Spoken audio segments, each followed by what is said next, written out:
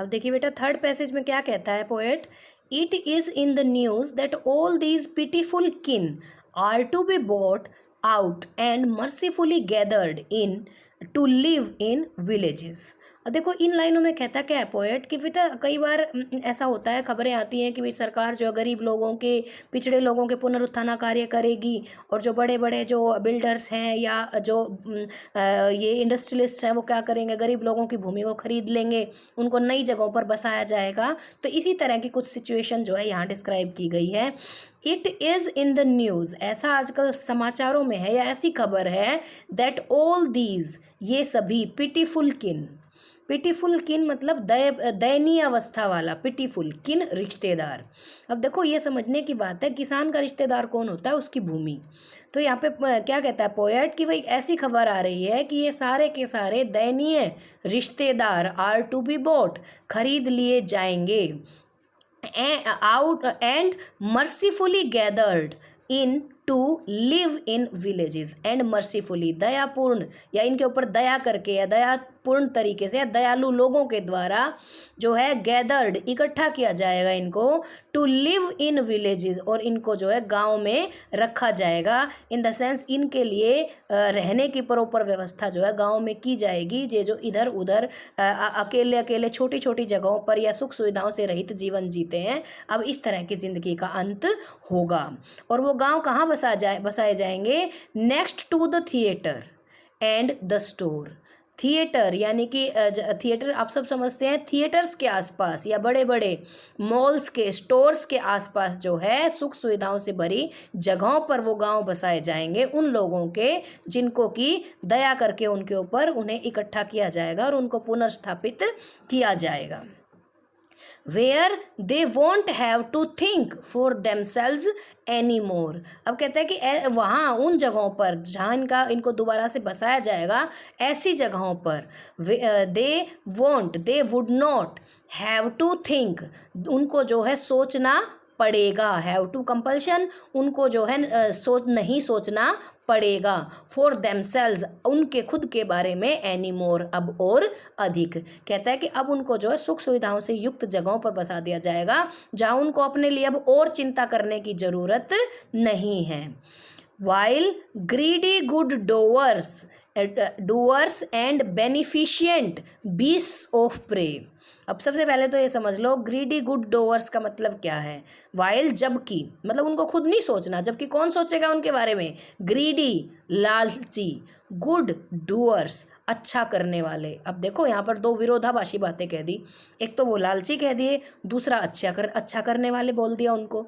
अब अगली बात क्या है, beneficent beasts of prey, beneficent फायदा पहुँचाने वाले, बीस्ट्स ऑफ प्रे, बीस्ट दैत्य, प्रे शिकारी, ठीक है, और उनको फायदा पहुँचाने वाले वो शिकारी दैत्य है। अब इन दोनों बातों के अंदर ऑक्सीमोरन पोएटिक डिवाइस का यूज़ है। ऑक्सीमोरन का मीनिंग होता है बेटा विरोधालंकार, दो विरोधी बातें कही गई हैं एक ही व्यक्ति के लिए। ग्रीडी गुड डूअर्स, लालची भी और अच्छा भी करता है, बेनिफिशिएंट फायदा पहुंचाने वाला भी है, बीस्ट ऑफ प्रे, और शिकारी पशु भी है, ठीक है। तो कहता है कि अब जो है इन लोगों को जो है अपने लिए ज़्यादा सोचने की ज़रूरत नहीं है। क्यों? क्योंकि कौन सोचेगा उनके बारे में, ग्रीडी गुड डूअर्स, वो लालची भला करने वाले, बेनिफिशिएंट बीस्ट ऑफ प्रे, ठीक है, फायदा पहुंचाने वाले वह शिकारी पशु जो हैं वह उनके बारे में सोचेंगे। और वो क्या कर रहे हैं, स्वार्म ओवर दियर लाइव्स। अब स्वार्म ओवर, स्वार्म का मतलब क्या होता है, मंडराना, स्वार्म ओवर दियर लाइव्स, वह जो है उनकी ज़िंदगियों के ऊपर मंडरा रहे हैं। अब देखो स्वार्म, वो इंसान है, इंसान मंडरा तो नहीं सकते ना, मंडराना किसके लिए होता है, कोई मक्खी का या मधुमक्खी का झुंड जब मंडराता है एक ही जगह पर, दैट इज कॉल्ड स्वार्म। तो यहाँ पर मेटाफोर किया गया है, यहाँ पर जो है स्वार्म मंडराना कह दिया गया है उन लोगों का जो है उनकी ज़िंदगियों के ऊपर मंडराना। तो इस वजह से यहाँ पर मेटाफोर यूज़ है कि वो लोग जो है उनकी ज़िंदगियों के ऊपर मंडरा रहे हैं। ये एक इमेजिनेटरी जो है कंपैरिजन है, इसलिए यहाँ पर मेटाफोर का यूज़ है। तो क्या कहता है कि एनफोर्सिंग बेनिफिट्स, अब वो मंडरा क्यों रहे हैं, एनफोर्स एनफोर्स का मतलब क्या होता है? जबरदस्ती थोपना। बेनिफिट्स, क्या फ़ायदा जबरदस्ती थोपने की ज़रूरत होती है? नहीं। लेकिन ये जो एक्चुअली बेनिफिट वाली चीज़ नहीं है ना, तो वो एक तरह से कहता है कि वो सारे के सारे भला चाहने वाले और वह जो है भला बनने वाले, वो एक्चुअली कौन है? वो शिकारी पशु के समान है, जो इनकी ज़िंदगियों के ऊपर मंडरा रहे हैं और इनके ऊपर जो है थोप रहे हैं इन्हीं का फ़ायदा। इन द सेंस ज़बरदस्ती इनको दिखा रहे हैं कि ऐसा करने में उनका फ़ायदा है, जबकि एक्चुअली ऐसा नहीं है। अब आगे क्या कहता है? मतलब यहाँ पर जो है पोएट एक और सिनेरियो एक्सप्लेन करता है कि भाई गरीब इंसान का तो सभी फ़ायदा उठाते हैं। एक तो पहले से उनकी स्थिति खराब है, उसके अलावा जो है सरकार जो है या जो इंडस्ट्रियलिस्ट हैं या जो बड़े बड़े बिल्डर हैं, वो ऐसा दिखाते हैं कि वो उनका अच्छा करेंगे, बट एक्चुअली वो उनका अच्छा नहीं करते, वो स्वयं का अच्छा करते हैं। ठीक है, अब क्या आगे क्या करते हैं वो? That are calculated to soothe them. Calculate गणना करना, सूद आराम पहुंचाना। Put out of their wits, out of के बाहर, दियर विट, विट होता है बुद्धि, जो कि उन या समझ, जो उनकी समझ से परे है। क्या कहता है कि भाई वो उनको फ़ायदा पहुंचाने के लिए उनको उसके ऊपर फ़ायदा थोप तो रहे हैं, और बट दैट आर कैलकुलेटेड, जो कि पूरी गणना की गई है लेकिन उस फ़ायदे की, कि उस ऐसा करने से उनके मतलब दोबारा स्थापना उनकी गाँव में कर देने से एक्चुअल फ़ायदा किसको है। ठीक है, तो उनको जो सूदिंग, जो आराम पहुंचाया जाता है, उसकी पूरी तरह से पहले गणना की जाती है कि उस आराम को पहुंचाने से एक्चुअल फ़ायदा किसको है। आउट ऑफ दियर विट्स, और वह फ़ायदा उनको पहुंचाने का प्रयास किया जा रहा है जो कि उनकी समझ से परे ही है कि भाई ऐसा कर लेने में हमारा एक्चुअली फ़ायदा है क्या। And by teaching them how to sleep they sleep all day. और क्या करते हैं वो लोग, वो जो इंडस्ट्रियलिस्ट या जो बिल्डर्स या गवर्नमेंट, जो उनको जो है फ़ायदा पहुंचाने की बात समझा करके कि भाई अब तुम चिंता मत करो, ठीक है, तुम्हें अपनी चिंता की ज़रूरत नहीं है, तुम्हारा फ़ायदा हम सोचेंगे।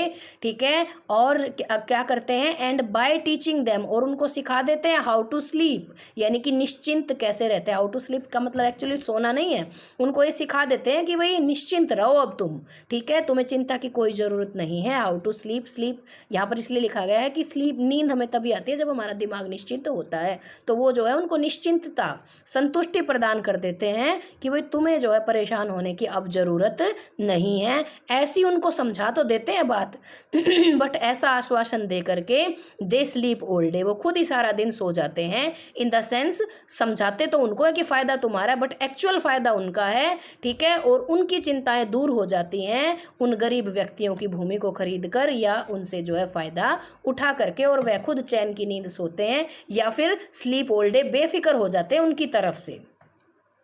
Destroy their sleeping at night the ancient way. और अब क्या होगा, उनको उन्होंने समझा दिया कि हम तुम्हारी चिंता करेंगे, सिर्फ उन्होंने समझाया, आश्वासन दिया और चले गए और अपनी ज़िंदगी में बिजी हो गए, सुख सुविधाओं की ज़िंदगी जीने लगे। अब इससे क्या होगा कि भाई जो पुराने तरीके से अपना गुजारा कर रहे थे या पुराने तरीके से जी रहे थे, उसमें कम से कम उनको उनका काम तो चलता था, लेकिन अब क्या हो गया है? डिस्ट्रॉय दियर स्लीपिंग, अब उनकी जो है एट नाइट, अब उनकी रातों की नींद उड़ गई है, क्योंकि उनके पास कोई भी संसाधन नहीं बचा है। जो है उनकी जो भूमि भी खरीद ली गई है, उनको उनकी जगहों से भी हटा दिया गया है एट द एंशियंट वे।